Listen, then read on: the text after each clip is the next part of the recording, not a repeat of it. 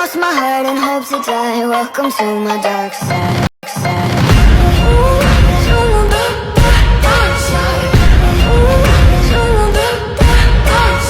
At natapos tayo nung tinitingnan niya ang tatlo. At hindi pa rin makapaniwala si Lo Qingshan sa kanyang nakikita at naririnig, at nagulat na naman siya dahil nakita niya ang matandang si Wu Yunghong nagbigay galang kay Yifeng, at sinabi ni Wu Yunghong na Master Yi, ang kontrata natin ay nagtagumpay, kung ano man ang iyong nais sabihin sa akin ay aking gagawin ng walang alinlangan kahit naitaya pa ko ang buhay ko, sabi ni Yifeng na sigurado ka bang gagawin mo ang lahat ng aking gusto. At sinabi naman ni Wu Yunghong na opo naman Ginoong Yi, alam kong ikaw ay isang taong may dangal at hindi mo kailangan ang aking tulong, ngunit ang kontrata ay naipirmahan na.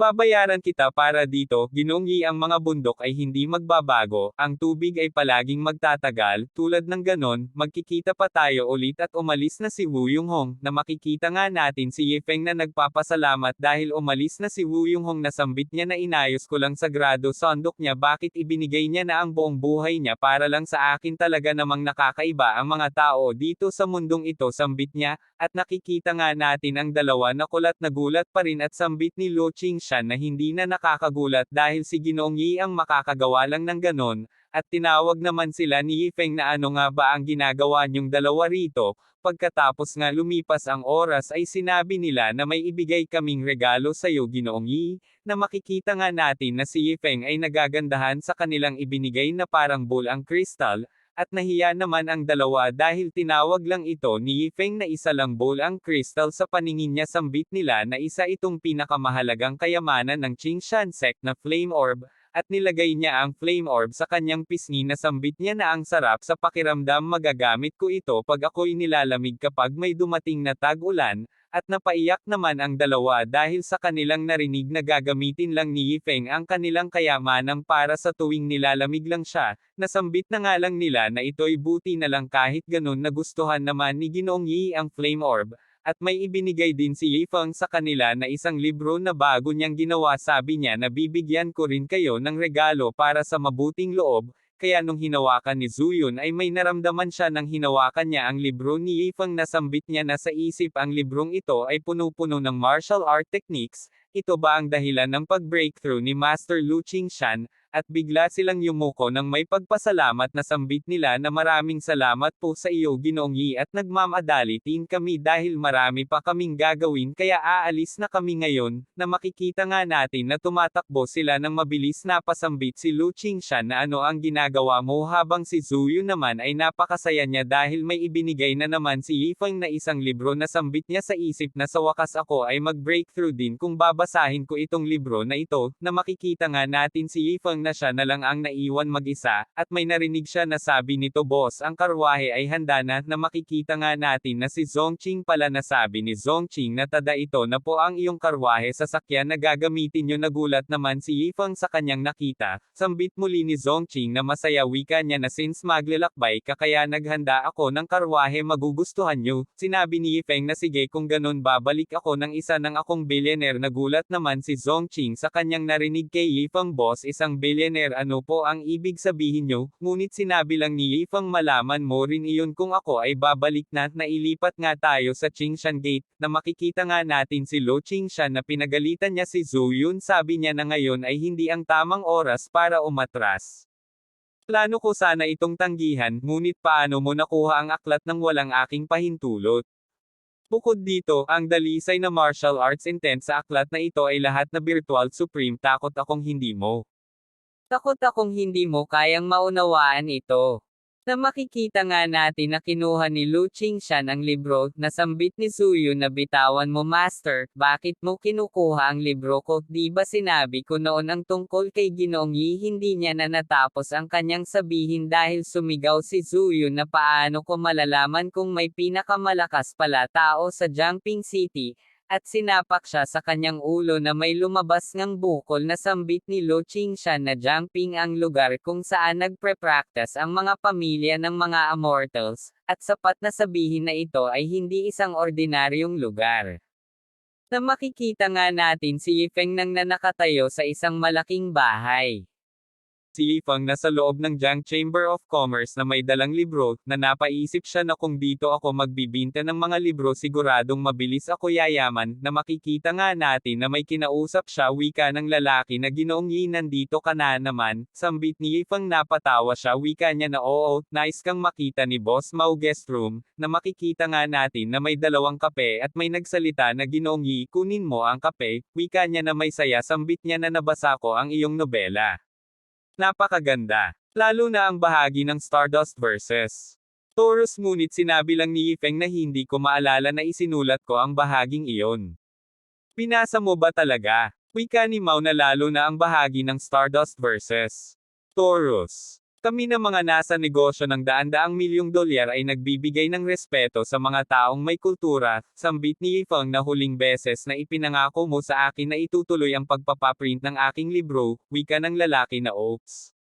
Gusto mo bang ipaprint ko ulit ang mga kakornihang fairy tales na iyon? Medyo hindi na kailangan, ito pala ang chairman ng Pingjiang Chamber of Commerce, na si Maulin Mortal, sambit niya na sa huli, malaki tayong Chamber of Commerce, at maraming tao sa ibaba ang nagsisipitik sa akin na pakainin sila, at mga bagay na gaya nito ay hindi nagbabayad ng utang wika niya ng may seryosong mukha, at naramdaman ito ni Yifeng, dagdag pa nito na ang pag-iisip lang dito ay nagdudulot sa akin ng sakit ng ulo, hindi mo ba iniisip na tama ako?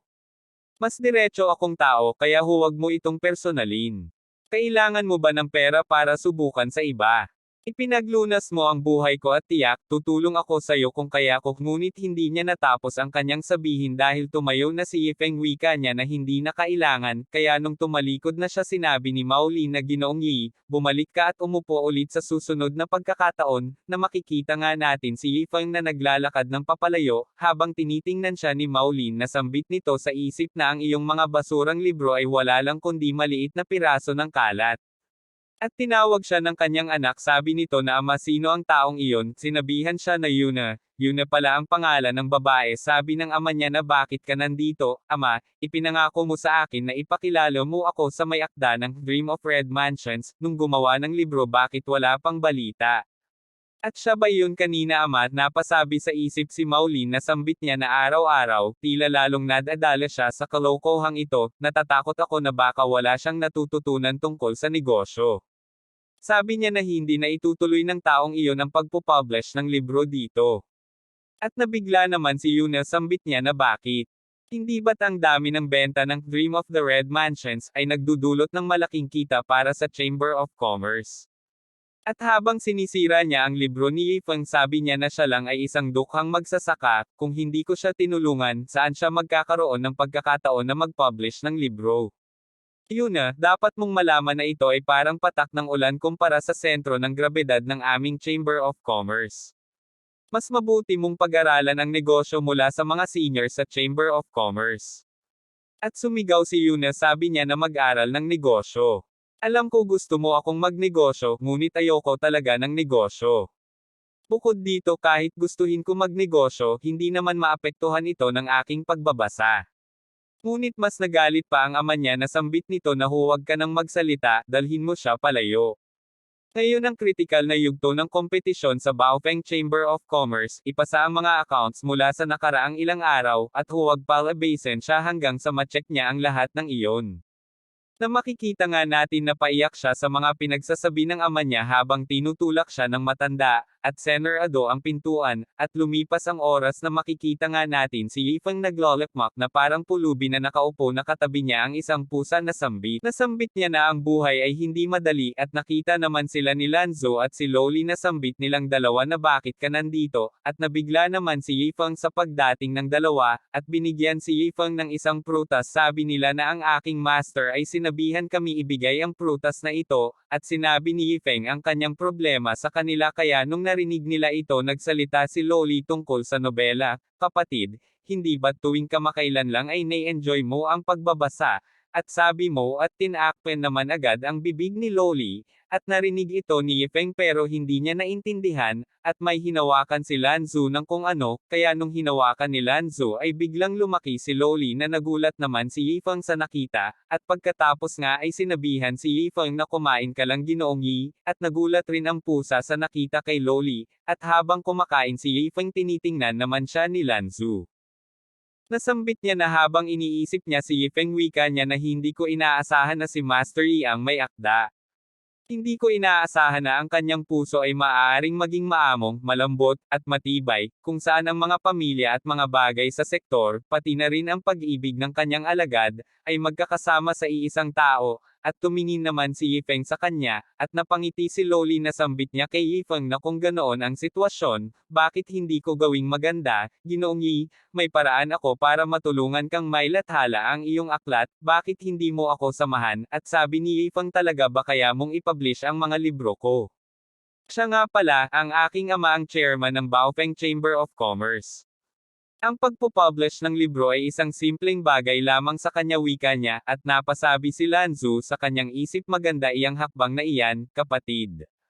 Naiintindihan ko na si Mr. Yi ay labis na kakaiba at napakalayo sa mundo kaya't siya'y ayaw palaging magpakilala, kaya't dumadaan sa ganitong kaguluhan. At wika ni Loli na ngunit mayroon akong isang maliit na kondisyon. Halikan mo si Sister Zo at ipopublish ko ang libro mo, na makikita nga natin na namumula ang mukha ng dalawa na parang nahiya at na makikita nga natin si Yifeng ang kanyang mukha na hindi ko maipaliwanag kung ano na iniisip.